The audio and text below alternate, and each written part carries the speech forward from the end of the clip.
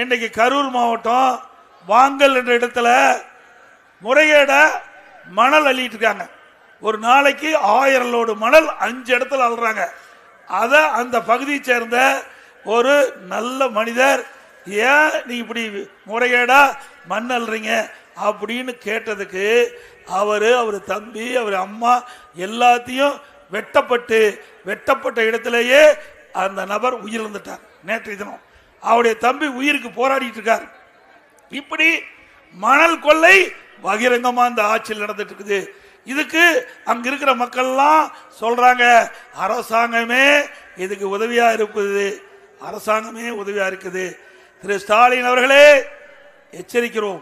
மக்களுடைய உயிர் விலை மதிக்க முடியாத உயிர். வேண்டுமென்றே திட்டமிட்டு மணல் கடத்துவதற்கு இந்த அரசாங்கம் துணை நின்றால் எதிர்காலத்தில் அதுக்கு பதில் சொல்லியே ஆக வேண்டும் என்பதை நேரத்தில் எச்சரிக்கிறோம்.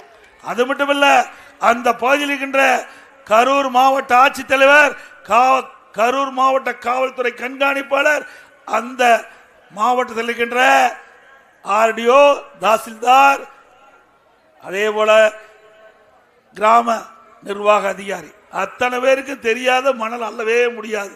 ஆக நீங்கள் கட்டுப்படுத்த தவறிய காரணத்தினால் அங்கிருக்கின்ற ஒருவர் அந்த மணல் கொள்ளையை தடுக்க முற்பட்ட போது அவர் உயிர் இன்றைக்கு போயிட்டது.